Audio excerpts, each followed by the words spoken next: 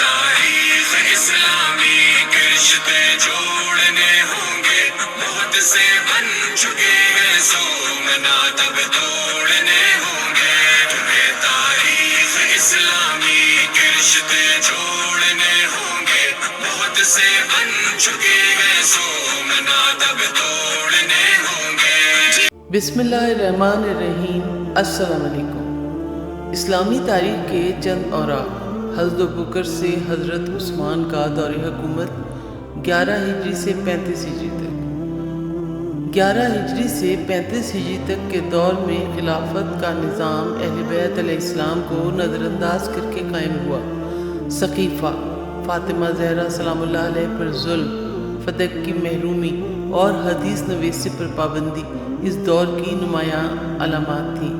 حضرت عمر اور حضرت عثمان کے دور میں بنو امیہ کو اقتدار دیا گیا، بیت المال میں اقربا پروری ہوئی اور اہل بیت علیہ السلام اور ان کے حامیوں پر ظلم ہوا۔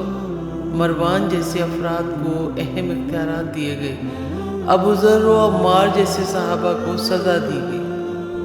تمہیں تاریخ اسلامی کے رشتے جوڑنے ہوں گے، بہت سے بن چکے ہیں سومنا تب توڑنے ہوں گے۔ 11 ہجری۔ واقعہ سقیفہ۔ نبی اکرم صلی اللہ علیہ وآلہ وسلم کی تدفین کے دوران ہی انصار و مہاجرین سقیفہ بنی سعدہ میں جمع ہوئے۔ حضرت عمر اور حضرت ابوبکر نے خلافت پر گفتگو کی، جس کا نتیجہ حضرت ابوبکر کی بیعت پر نکلا۔ روایات کے مطابق یہ بیعت بغیر مشورہ اہل بیت اور بنو ہاشم کی ہوئی۔ امام علی علیہ السلام جو رسول خدا کی تدفین میں مصروف تھے، اس عمل سے بے خبر تھے۔ حوالہ بحر الانوار جلد 30۔ حضرت ابوبکر کا دور حکومت 11 ہجری سے 13 ہجری تک۔ حضرت ابوبکر کی خلافت کے دوران اسلامی سلطنت کا استحکام اور ارتداد کے فتنوں سے مقابلہ کیا گیا، تاہم اہل بیت علیہ السلام سیاسی طور پر گوشہ نشین رہے۔ امام علی علیہ السلام نے کسی فتنے سے بچنے کے لیے خاموشی اختیار کی، مگر حق کا دفاع ترک نہیں کیا۔ نہج البلاغہ میں امام علی علیہ السلام کی سیاسی حالات پر ناراضگی اور امت مسلمہ کی وحدت کے لیے صبر کا ذکر ہے۔ حدیث جمع کرنے یا روایات کرنے پر پابندی لگائی گئی۔ طبقات ابن سعد۔ حضرت عمر نے احادیث لکھنے والے صحابہ سے ان کی تحریریں لے کر جلا دیں۔ روایات میں ہے کہ احادیث کو جلانے کا آغاز کیا گیا تاکہ فضائل اہل بیت علیہ السلام چھپائے جا سکیں۔ تمہیں تاریخ اسلامی کے رشتے جوڑنے ہوں گے، بہت سے بن چکے ہیں سومنا تب توڑنے ہوں گے۔ 11 ہجری۔ حضرت فاطمہ الزہرا سلام اللہ علیہ کا خطبہ فدق۔ حضرت فاطمہ الزہرا سلام اللہ علیہ نے خلافت اور فدق کی ملکیت پر مسجد نبوی میں تاریخی خطبہ دیا۔ اس میں انہوں نے اہل بیت علیہ السلام کے حقوق، قرآن پاک کی تعلیمات اور امت کے طرز عمل پر تنقید کی۔ فدق واپس نہ ملا۔ زخم و دکھ اور غم کی شدت نے حضرت فاطمہ الزہرا کو موت کے قریب پہنچا دیا۔ انہوں نے وصیت کی کہ انہیں رات کی تاریکی میں دفن کیا جائے۔ ان کی قبر آج بھی مخفی ہے۔ 11 ہجری۔ حملہ برخانہ فاطمہ الزہرا سلام اللہ علیہ۔ امام علی علیہ السلام نے بیعت سے انکار کیا۔ اس کے بعد حضرت عمر کچھ افراد کے ساتھ حضرت فاطمہ الزہرا کے گھر آئے اور زبردستی بیعت لینے کی کوشش کی۔ دروازہ جلایا گیا اور دروازے کے پیچھے حضرت فاطمہ الزہرا سلام اللہ موجود تھیں۔ دروازہ گرنے سے ان کے جسم پر چوٹیں آئیں اور ان کا بچہ محسن سقط ہو گیا۔ 11 ہجری۔ شہادت حضرت فاطمہ الزہرا سلام اللہ علیہ۔ نبی اکرم صلی اللہ علیہ وآلہ وسلم کی وفات کے 75 سے 95 دن بعد حضرت فاطمہ الزہرا وفات پا گئی۔ وصیت کی کہ ابوبکر اور عمر ان کے جنازے میں نہ آئیں۔ رات کی تاریکی میں دفن ہوئی۔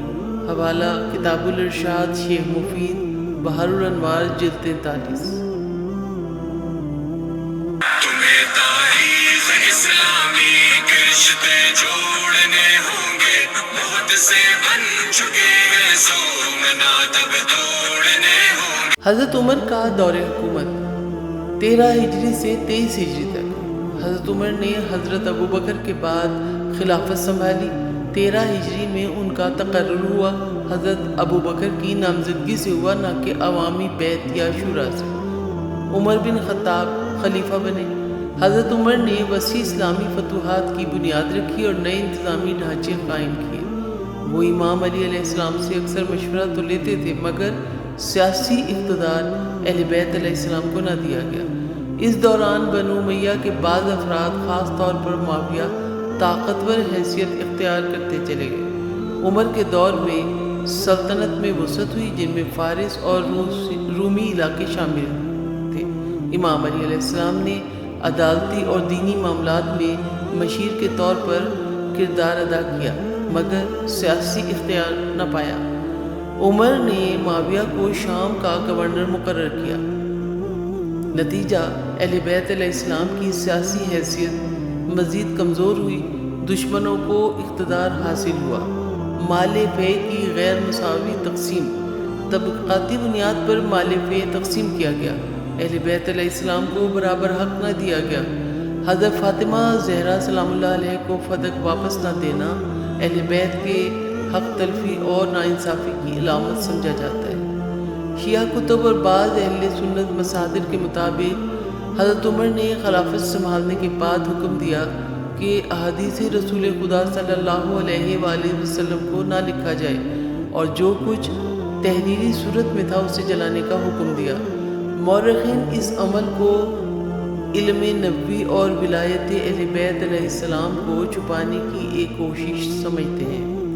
احادیث کو جلانے یا ان پر پابندی لگانے کا مقصد امامت علی علیہ السلام کے بارے میں موجود احادیث کو عوام سے چھپانا تھا۔ اسی لیے اہل بیت علیہ السلام نے علم حقیقی کو سینہ بسینہ منتقل کیا اور بعد میں ائمہ معصومین علیہ السلام کے ذریعے اسے محفوظ رکھا۔ حضرت سلمان فارسی، ابو ذر غفاری، مقداد اور عمار یاسر جیسے صحابہ جنہوں نے حضرت علی علیہ السلام کی حمایت کی، ان پر حضرت عمر اور حکومت وقت کی طرف سے سختیاں کی گئیں۔ تمہیں تاریخ اسلامی کے رشتے جوڑنے ہوں گے، بہت سے بن چکے ہیں سومنا تب توڑنے ہوں گے۔ حضرت عثمان کا دور حکومت 24 ہجری سے 35 ہجری تک، کل دورانیہ تقریباً 12 سال۔ حضرت عمر نے اپنے بعد خلافت کے لیے 6 رکنی شورا مقرر کی، لیکن امام علی علیہ السلام کو براہ راست نامزد نہیں کیا، حالانکہ ان کے علم و تقوی کو تسلیم کیا جاتا تھا۔ عمر ابو لولو کے ہاتھوں قتل ہوئے، عثمان خلیفہ بنے۔ حکومت میں بنو امیہ کا عمل دخل بڑھا، خاص طور پر مروان بن حکم کا کردار اہم ہوا۔ حضرت عثمان نے اپنے قریبی رشتہ داروں کو اہم گورنروں پر تعینات کیا، جن میں ولید بن عقبہ مدینہ کا گورنر، شراب نوشی کے الزامات، عبداللہ بن سعد بن ابی سرا مصر کا گورنر، مالی بے قاعدگیوں کے الزامات، مروان بن حکم جو خلیفہ کا خاص مشیر بن گیا اور بیت المال سے بڑے عطیے حاصل کیے، بیت المال کا غلط استعمال۔ شیعہ کتب کے مطابق مروان بن حکم کو فتح کی زمین بطور عطیہ دی گئی، جبکہ وہ زمین رسول خدا کی طرف سے حضرت فاطمہ کی ملکیت قرار دی گئی تھی۔ بہت سے گورنر عوام میں غیر مقبول تھے اور ان کے خلاف شکایات پھیلی، مگر حضرت عثمان نے انہیں برطرف کرنے سے انکار کیا۔ خلافت کے اس دور میں اہل بیت علیہ السلام کو نظر انداز کیا گیا اور ان کی صلاحیتوں سے فائدہ نہیں اٹھایا گیا۔ امام علی علیہ السلام نے حکومتی بدعنوانیوں پر تنقید کی، مگر بغاوت نہ کی۔ اہل بیت کے چاہنے والوں پر ظلم کیا گیا، جیسے عمار بن یاسر کی توہین۔ امام علی علیہ السلام کو ایک بار پھر سیاسی وجوہات کی بنا پر نظر انداز کیا گیا۔ مختلف علاقوں میں قرآن کے مختلف لہجوں میں قرأت پر اعتراض۔ حضرت عثمان نے مصحف عثمانی ترتیب دیا اور باقی تمام نسخے جلانے کا حکم دیا۔ تاریخ طبری، بحر الانوار۔ شیعہ روایات کے مطابق اس عمل میں اصل قرآن کے کچھ تفسیراتی پہلو اور اہل بیت علیہ السلام کے ذکر کو حذف کر دیا گیا۔ الاحتجاج الکافی، حضرت ابو ذر غفاری کو جلاوطن کیا گیا کیونکہ وہ خلافت پر اعتراض کرتے تھے اور مال و دولت کی تقسیم پر تنقید کرتے تھے۔ الامامۃ سیاسہ، دیگر صحابہ جیسے عمار یاسر پر ظلم حتیٰ کہ ان پر ہاتھ اٹھایا گیا۔